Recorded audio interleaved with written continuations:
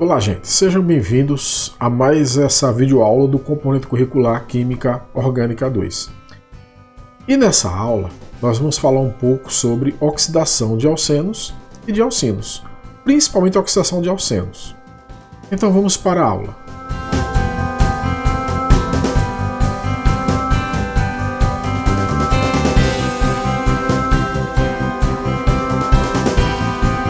E a oxidação de alcenos, ela pode ser feita de três formas diferentes. A gente pode oxidar um alceno de forma branda, de forma enérgica, em meio ácido, ou você pode fazer uma ozonólise, que vai ser uma espécie de oxidação intermediária de um alceno.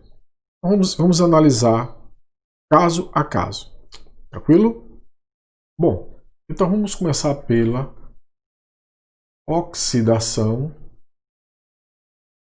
de alcenos.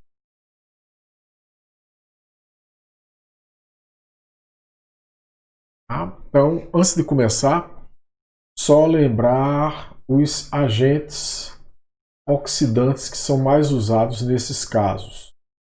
Então, os principais agentes oxidantes são o KMnO4, o de cromato de potássio, K2, Cr2O7 e o ozônio.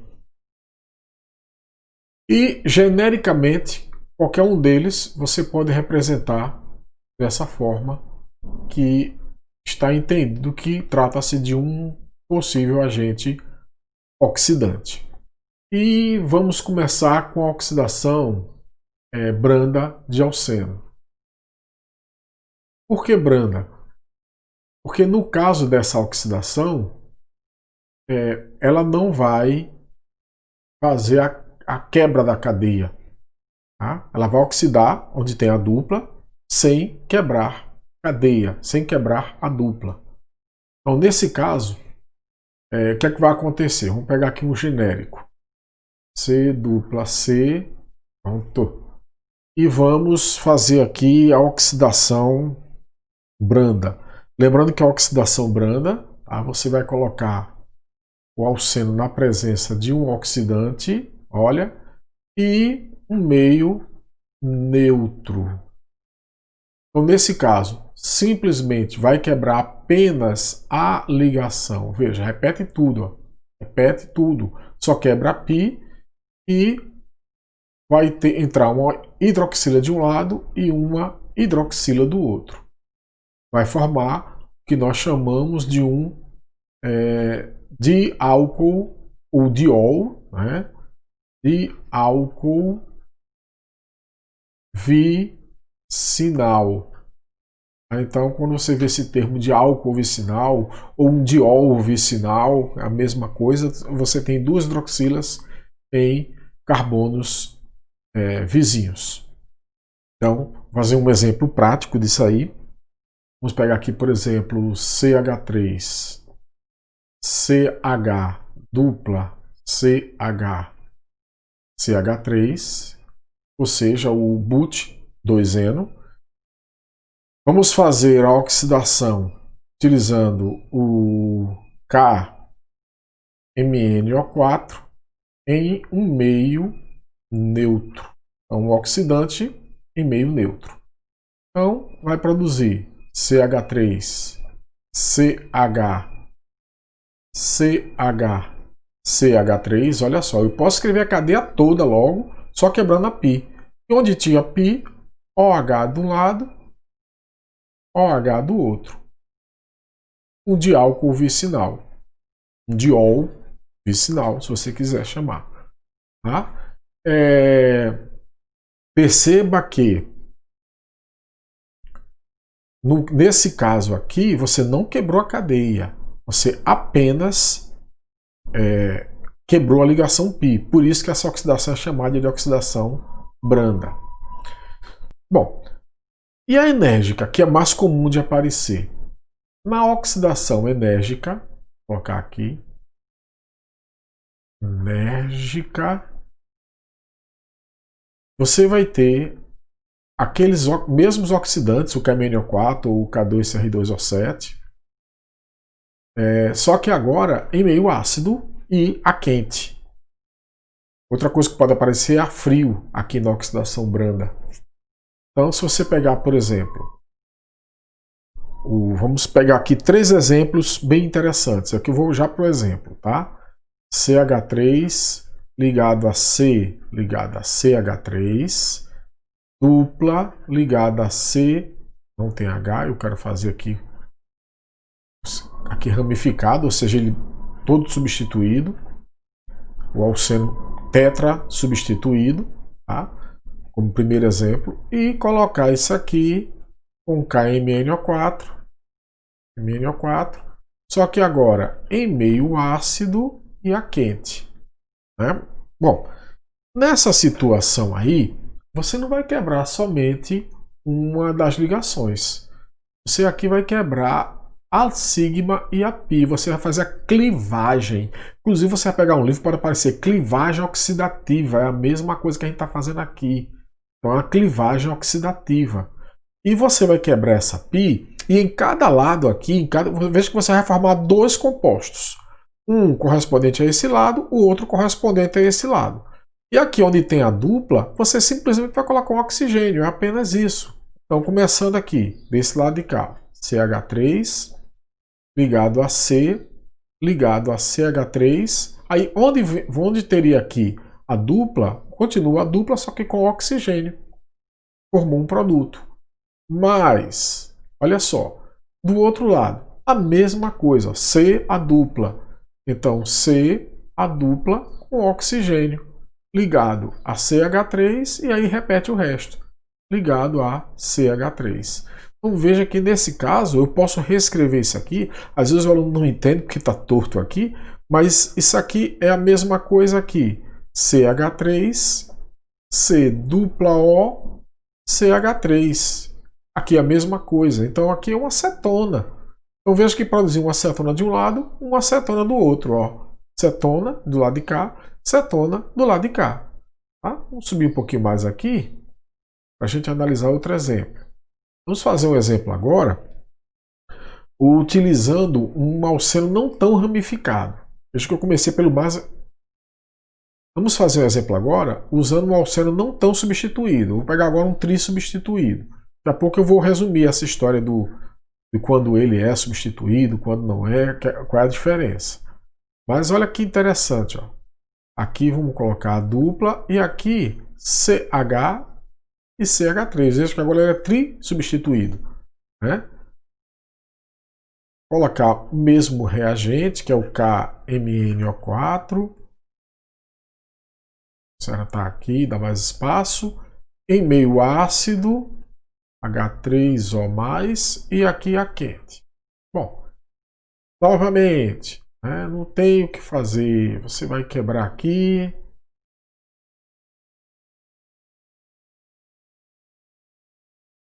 Você vai ter 2 produtos. Um do lado de cá, outro do lado de cá. Veja que ocorre a clivagem, a quebra, repito.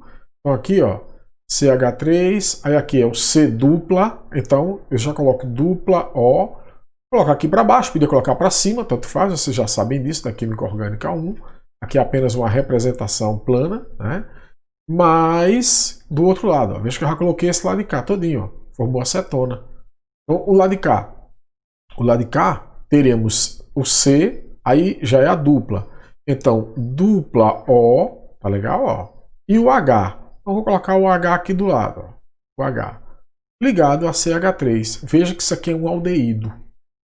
Só que os aldeídos, na presença de um oxidante forte, eles oxidam rapidamente para formar ácido carboxílico. Então, rapidamente, ó, vai formar o ácido carboxílico. Então, veja que nesse caso a gente tem que lembrar, quando você tiver um H aqui no carbono da dupla, que esse H aqui, ele vai oxidar junto aqui e vai virar um ácido carboxílico. Então você não vai ter apenas o aldeído, vai virar ácido carboxílico. Aqui não vai ter. Aqui você não tem esse H. Daqui a pouco vai resumir essa condição aí. Vamos fazer mais um exemplo. Se eu pegar isso aqui, por exemplo, CH3 ligado a CH2 ligado a CH dupla CH2. Já percebe que aqui não vai dar cetona. Não vai dar cetona de jeito nenhum, porque os carbonos aqui, ó, estão ligados a H. Os carbonos da dupla estão ligados a hidrogênios. Quando isso acontece, não vai dar cetona. Então já é uma dica minha, tá?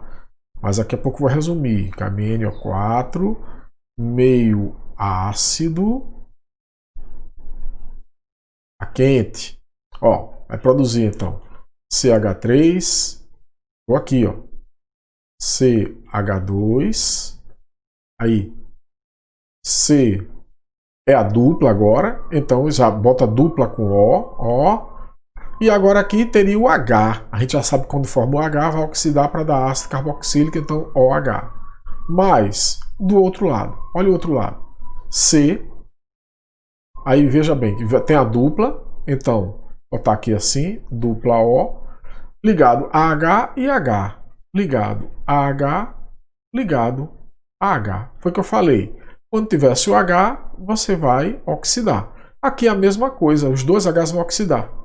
Só que aqui, vocês perceberem, isso aqui corresponde, é a mesma coisa que o H2CO3, que é o nosso querido ácido carbônico. Ora, o ácido carbônico, ele não é estável, ele é instável. E assim que se forma, ele decompõe rapidamente em CO2, e água. Então veja que quando ele for, o carbono aqui da ponta tiver dois Hs, ó, esse não é o produto. Qual é o produto? CO2 e água. Tá? Então agora vamos fazer aqui um resumo disso aí. Ó, preste atenção. Na oxidação enérgica, que é essa que a gente está trabalhando agora, C dupla C. Veja bem. Se um desses carbonos aqui for um carbono primário, que é o caso aqui, o produto será sempre CO2 e água. Ou seja, quando o alceno é terminal, como esse caso aqui, alceno terminal, vai formar sempre CO2 e água. Caso esse rapaz aqui seja secundário, que é essa situação aqui, ele vai ter um H, então nesse caso ele vai sempre um ácido carboxílico, que na realidade ele forma o aldeído que rapidamente oxida. Porém, se um desses carbonos, eu estou fazendo só com esse, mas analise os dois, e pode dar mistura de uma coisa com outra. Se ele for um carbono terciário, que aí nesse caso não vai ter hidrogênio, então simplesmente vai formar uma cetona. Tranquilo, gente? Então, oxidação enérgica não tem muito segredo, não. Você sabendo isso aqui, você faz a oxidação de qualquer alceno. Vou subir um pouco aqui, a gente agora fazer mais alguns exemplos. Vamos falar agora da ozonólise de alceno. Só lembrando que ozonólise é a reação com o ozônio. E o ozônio ele funciona de forma intermediária entre a oxidação branda e a oxidação enérgica. Por quê? Vamos lá. Vamos pegar os mesmos exemplos que eu fiz agora há pouco para a oxidação enérgica. CH3 dupla, aí faz a comparação. Então tem H, que eu quero ele tetra substituído, CH3 ligado a CH3. Quando você coloca isso aqui na presença do ozônio, tá? Veja, uma coisa que eu esqueci de falar é que essa reação ocorre em duas etapas. Vou colocar aqui em cima. Na primeira etapa, você vai colocar o ozônio. Na segunda, você vai colocar um redutor. Geralmente, esse redutor é o dimetilsulfeto, ou você pode colocar também zinco com água. Aí ele vai provocar redução depois que sofreu oxidação. Tá? Então, aqui Novamente, vamos ter a clivagem, mas antes da clivagem, olha só. Você vai formar uma estrutura desse tipo aqui, com o ozônio, ele se ligando, CH3, repete tudo, repete tudo, repete tudo. Não tem o que fazer aqui não. Ligado a CH3, ligado a CH3. Vai formar com uma estrutura com o ozônio se ligando no lugar da pi, tá? Essa estrutura, ela é denominada molozonidel. Tá? O nome é feio, mas não mata ninguém. É um molozonídeo. Esse molozonídeo sofre uma reestruturação para formar o CH3 ligado a C, ligado a CH3. Aí aqui ligado a O, ligado a C, A, ligado a CH3 e a CH3, e ligado a O, ligado a O. Tá? Essa estrutura aqui recebe o nome de ozonidel. Aí você vai passar aqui para a segunda etapa do processo. Eu vou colocar aqui embaixo. E seria colocar, por exemplo, na presença do DMS ou do zinco em meio aquoso. Aí nesse caso aqui, vai romper aqui a molécula e vai formar CH3, C-O, CH3 de um lado e vai formar CH3, C-O e CH3 do outro. Veja que é a mesma coisa que formulou lá anteriormente quando a gente fez a oxidação enérgica. Então veja que quando os carbonos são terciários, tanto faz fazer a ozonólise ou fazer a oxidação enérgica, que o produto será sempre cetonas. Tá? Então essas são as etapas. Forma o molozonídeo, forma o ozonídeo e depois quebra, formando, nesse caso, o mesmo produto da oxidação enérgica. Bom, mas sempre será desse jeito? Não. Aí veja só. Quando você tem, no caso, no nosso segundo exemplo lá que a gente fez, que tinha o CH3 ligado a CH3 ligado a CH ligado a CH3 e você coloca na presença do ozônio, bota logo assim, ó. Primeira parte é com ozônio. Pronto. Eu não vou seguir essas etapas, a gente já sabe que vai formar, né? O molozonídeo, o ozonídeo. Eu já vou para o produto final aqui, que vai ser, na prática, qual vai ser o produto final? Você vai aqui quebrar, fazer a clivagem da ligação dupla. De um lado, desse lado de cá, ó, vai formar CH3, C-O ligado a CH3. Olha só, não é fácil. Mas do lado de cá, olha só. Começando aqui dessa parte aqui, tá? Ó. Olha. CH3 e C. Aqui é a dupla O ligado ao H. Pronto. Então veja que nesse caso, olha que interessante. Formou cetona, carbono terciário, tanto faz quando tem carbono terciário, a oxidação enérgica, a ozonólise, forma sempre cetona, mas aqui já tem uma diferença. Formou, olha só, um aldeído. Essa é a diferença. É que quando o carbono é secundário, o aldeído não oxida, no caso da ozonólise, até ácido carboxílico. Ele fica aldeído. Conclusão, já é uma forma diferente de você obter um produto diferente em relação à oxidação enérgica. Aí para vocês a diferença fundamental entre a oxidação enérgica e aqui a ozonólise de alcenos. Bom, então tá aí para vocês. Lembrando que vou até colocar aqui assim, direto, né, para não ficar. Vou colocar aqui já as duas etapas. Primeira etapa, ozônio, que vai aparecer assim. Segunda etapa, DMS, ou zinco e água. Vai ser zinco e água é a mesma coisa, tá? Porque aqui eu já estou indo para o produto final. Tá? Se eu quiser fazer por etapas, aí eu tenho que lembrar que vai formar o molosonídeo, depois o ozonídeo e o produto final.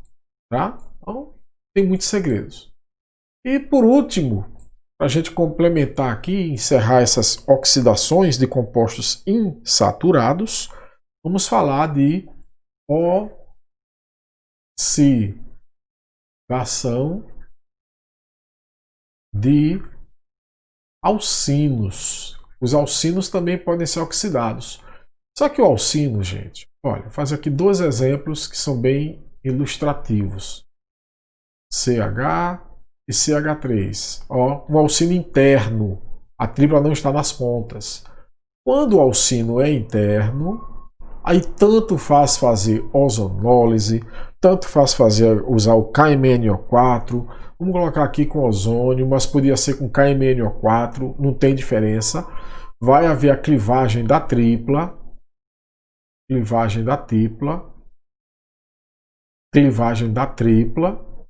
e em cada carbono você vai oxidar até ácido carboxílico, então não tem segredo, é CH3, C-O ligado a OH de um lado e do outro C-O ligado a OH ligado a CH3.